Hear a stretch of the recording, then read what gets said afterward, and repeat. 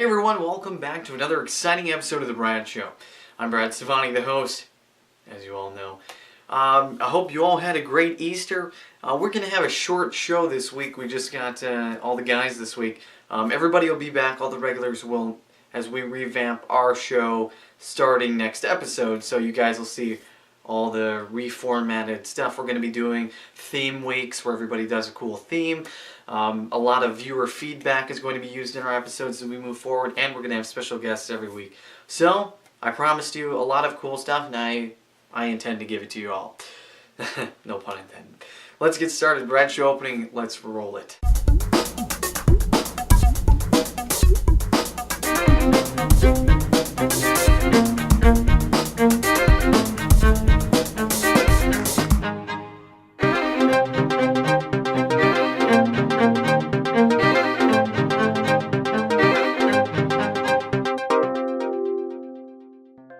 Off with a rant from Steve, and because Steve said so, and like I always say, Steve, we want to know why.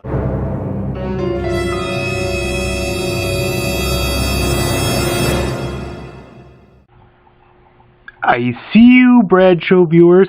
What's up, everybody? Steven here. Another segment of Cuz Steve Said So. Sorry I wasn't around last week. I just got so swamped. I couldn't find time to record. So, well, this week I'm going to cut straight to the chase. I'm going to talk to you guys about something that, well, bugged me for a very long time. And that is why, when there's ever a discussion about religion or science, then the other subject is always frowned upon. It's always looked at as heresy or as intellectually dumb or something like that. I mean, one side you have religion, on the other side you have science. And to a lot of people, they're incompatible. You cannot compare them. They're just, one is true and one is false. Why can't we have both? What law says we can't have both? I mean, I consider myself, not intellectual, but, I look scientific. I like scientific stuff. Look at some stuff about scientifically. But I also am religious. Not overly religious, but I have beliefs. What I don't understand is why, just because I'm religious, means that I'm automatically dumb and idiotic, and that I can't have any kind of scientific knowledge. And because I have scientific knowledge, means that I'm a godless atheist. Really? Why? Why do so many people, so many media outlets talk this way? I mean, there's nothing wrong with having both a scientific and a religious background. I mean, one of the biggest things that people seem to argue about is evolution. I mean, did we evolve from animals? Or were we here all the time and created? Personally, I'm not sure what to believe. I don't necessarily believe in evolution, but it's not because of the religious implications of believing in evolution. Evolution to me doesn't make sense because I look at it scientifically. Okay, so we evolved from an ape. Well, where's the connection between us and apes? There's no fossil evidence. They say that grasshoppers and insects evolved from worms, earthworms. Well, where is the missing links between those? Where is the fossil evidence between an earthworm and all the little pieces in between that connected it to a grasshopper? There is none. We can't find it. That's why I don't necessarily believe in evolution. It has nothing to do with, Earth was created in 6 days and all that.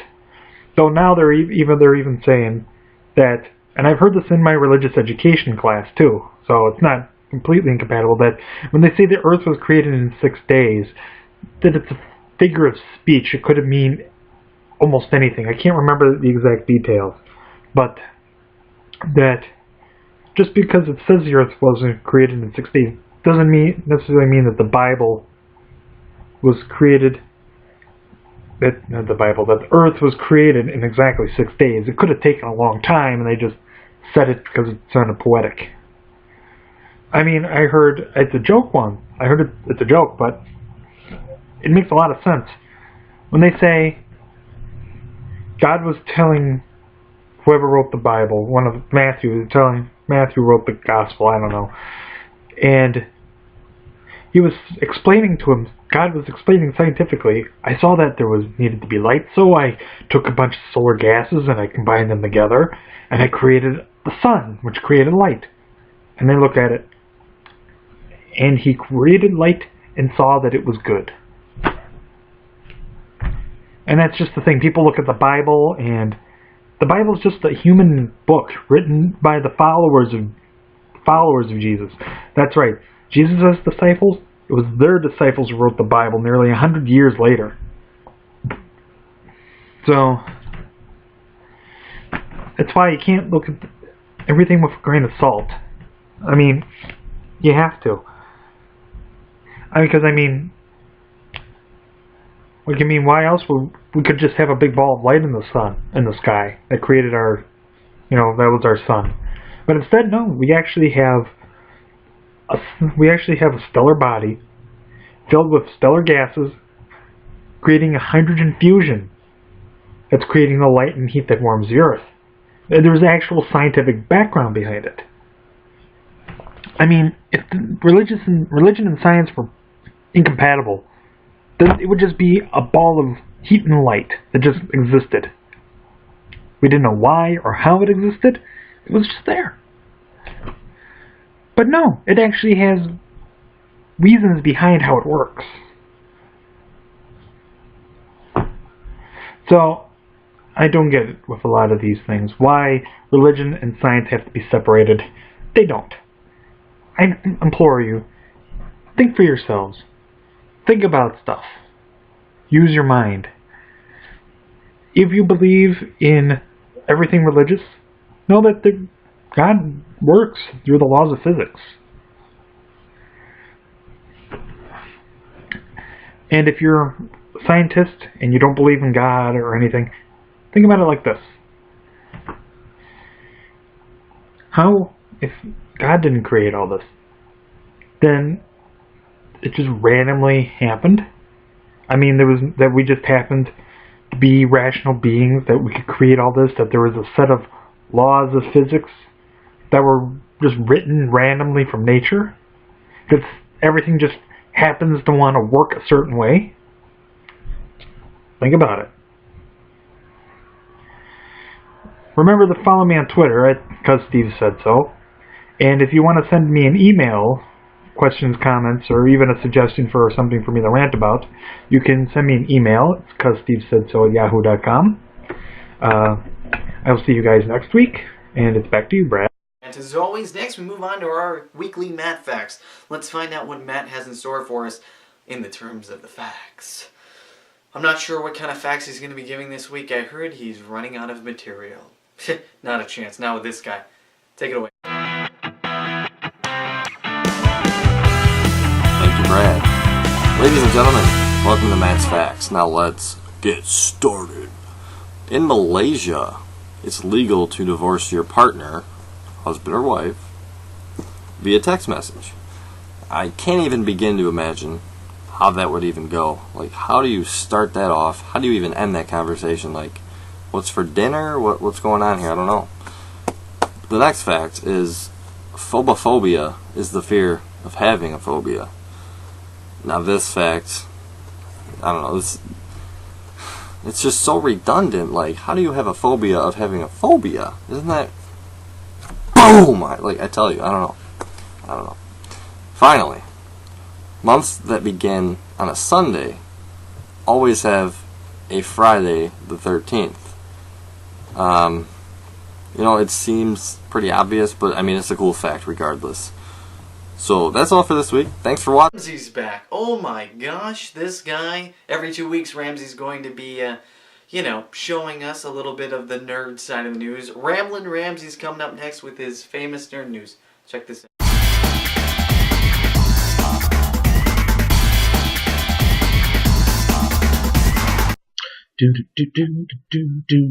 Brad, What up, Brad Show? Last week I was talking about some of the cool things that are happening on the internet with Machinima, the YouTubes. They finally put out a long, sweet trailer for Assassin's Fist, or Fist of Assassin. Something involving assassins and fists. Looks like the whole story is going to be based around Ryu, or Ryu. I don't know how you want to pronounce it. I'm not going to argue with you, whatever. The Hadouken, that guy. The gloves, the little headband, the little white karate outfit, him. So it looks like it's going to be pretty sweet. There's a lot of subtitles, so hope you like reading. What else is going on? We just saw Winter Soldier. Not going to spoil anything, but if you haven't seen it, you should probably go see it if you want to know what's going on in the second Avengers movie, because there's going to be no more Disney Marvel movies coming out till then.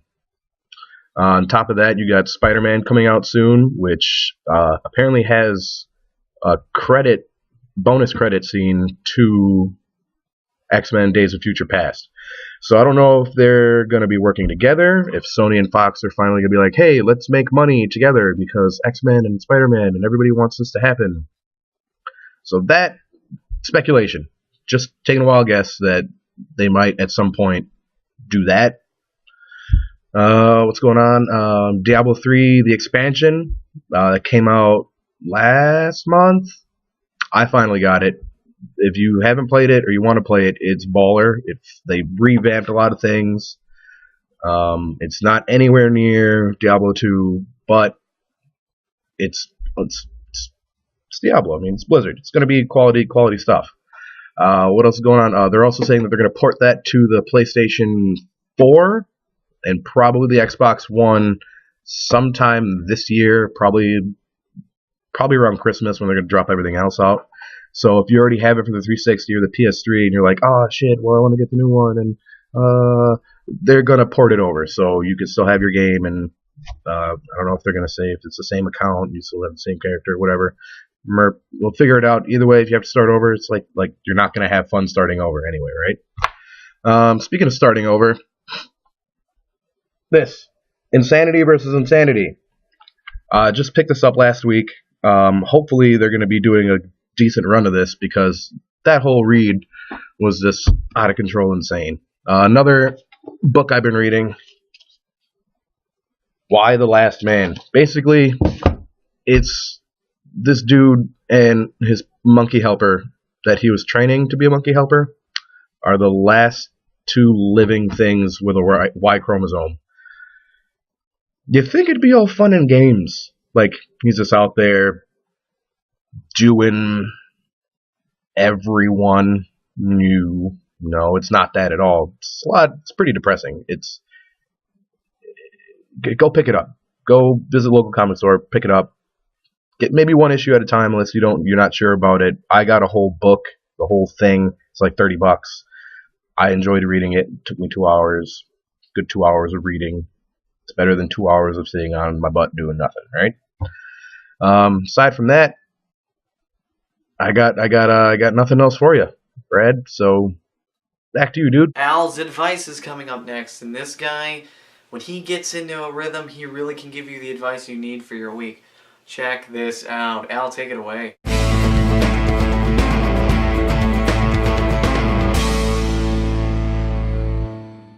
Bros, hey, what's going on?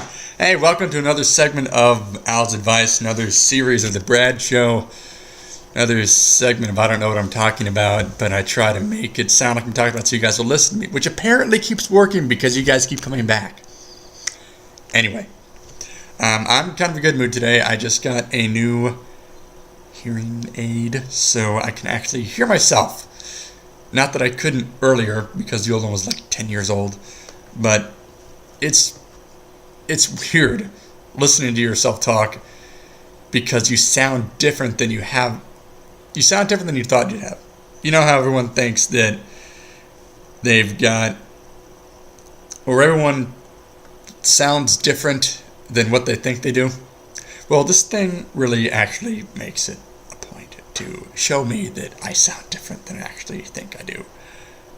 Yeah.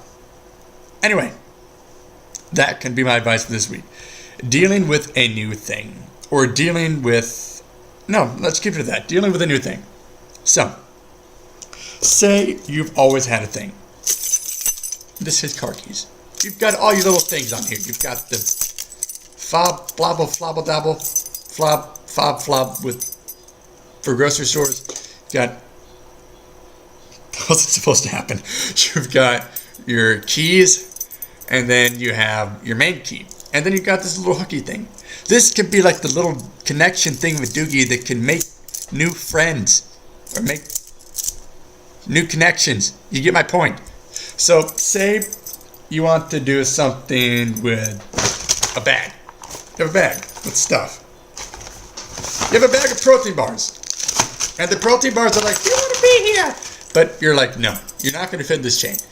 But here's what you need to do. You need to deal with it. You need to make the protein bars fit on the chain. And I'm sorry, bloopers. Bloopers here. And then after you do that, then these guys are going to get lonely. So that's a problem. But nobody cares about them because they're like little grocery store doohickeys.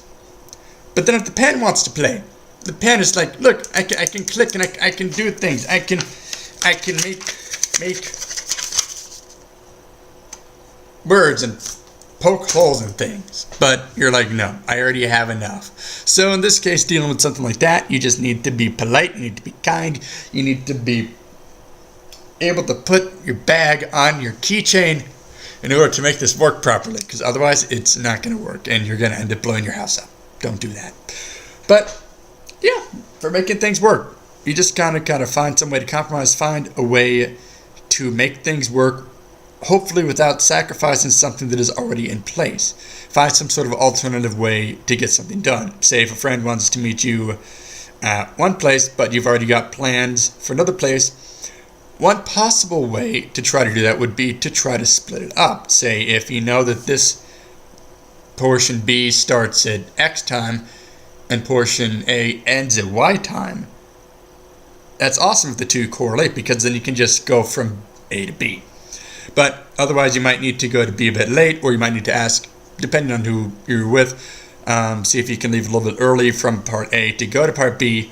But yeah, you don't always have to go with the first thing. Now, take that with a grain of salt because that doesn't apply in all situations. But hopefully this will work for you guys. Try to make it work if you can. And I will see you all next week with more pens and writing and stuff. Bye. Again next week. The whole cast will be here. I can't wait. Like us on Facebook by searching The Brad Show. Follow us on Twitter at @the_Brad_show. Subscribe below to our channel. Come on, guys. We need all the subscribers we can get because we want to make the show as great as it possibly can be. The possibilities are endless. Take care, guys. Have a good week.